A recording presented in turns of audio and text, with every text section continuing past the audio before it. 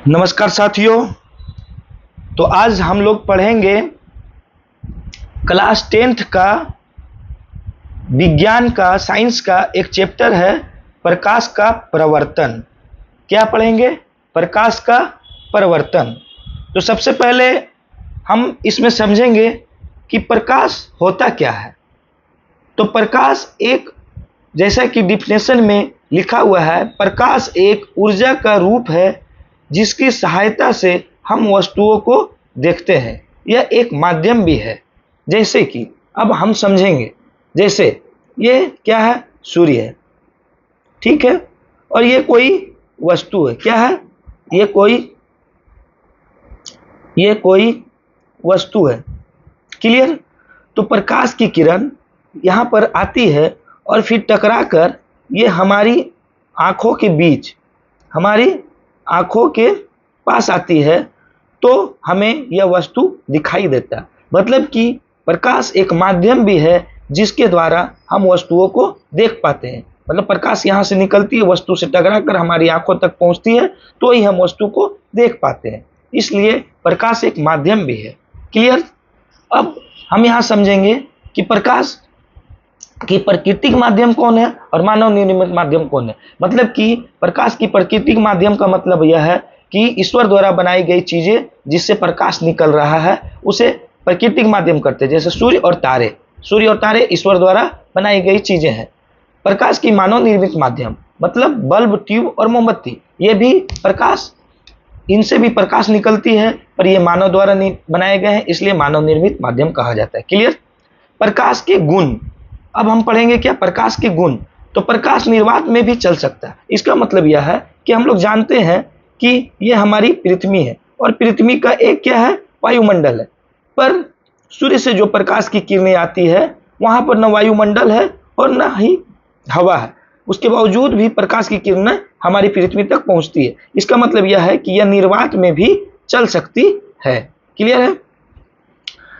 प्रकाश छोटे छोटे ऊर्जा के पैकेटों में चलती है जिन्हें फोटोन कहा जाता है। मतलब कि प्रकाश जो है वो ऊर्जा के छोटे छोटे पैकेटों के रूप में चलती है, जिन्हें क्या कहा जाता है? फोटोन। क्लियर? जिन्हें क्या कहा जाता है? फोटोन। प्रकाश सीधी रेखा में गमन करती है। इसका कहने का मतलब यह है कि प्रकाश सीधी रेखा में गमन करती है। मतलब प्रकाश जो है हमेशा सीधी रेखा में गमन करती है, ना कि इस तरह। क्लियर?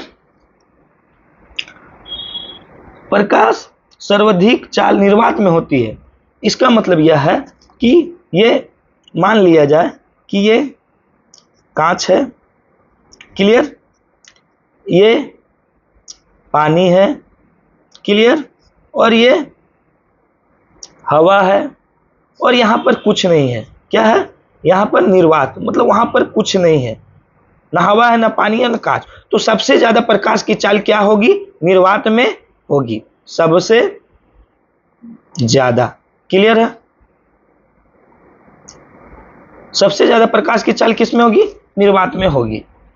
प्रकाश की चाल 3 गुना 10 का पावर 8 मीटर प्रति सेकेंड होता है। क्लियर? प्रकाश की चाल सघन में कम होती है।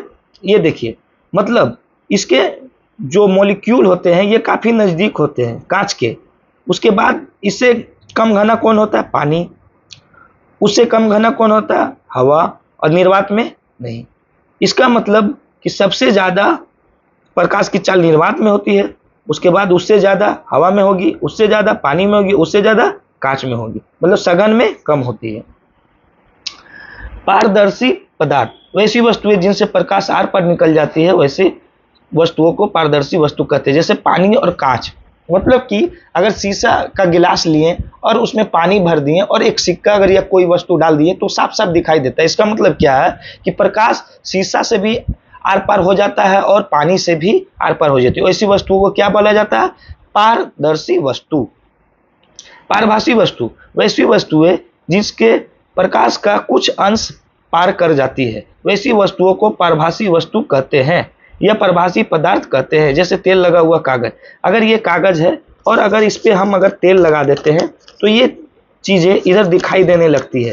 इसका कारण यह है कि प्रकाश का भाग, कुछ भाग इधर पास करने लगता है। इसे भासी वस्तु कहते हैं। अपारदर्शी वस्तु वैसी वस्तुएं जिनसे प्रकाश आर पार नहीं निकल पाती है, उन्हें अपारदर्शी वस्तु कहते हैं, जैसे लकड़ी, धातु, ईंट।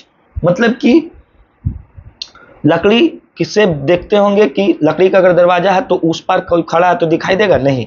इसका मतलब यह है कि प्रकाश उस पार इस पार नहीं हो पाता है। क्लियर है? अब सबसे इंपॉर्टेंट जो टॉपिक है वो है प्रकाश का परावर्तन। प्रकाश का परावर्तन, जब प्रकाश की किरण किसी सतह से टकराकर उसी माध्यम में लौट जाती है तो इसे प्रकाश का परावर्तन कहते हैं। अब यहाँ समझिएगा, देखिए, मतलब ये मान लीजिए कि कांच है और इधर रजित किया हुआ और पेंट चढ़ाया हुआ है, ठीक है। अब ये प्रकाश, इधर क्या है? हवा है। क्या है? हवा है। अब प्रकाश की किरण आती है और इससे टकराकर इसी माध्यम में लौट जाती है तो इसे क्या कहा जाता है?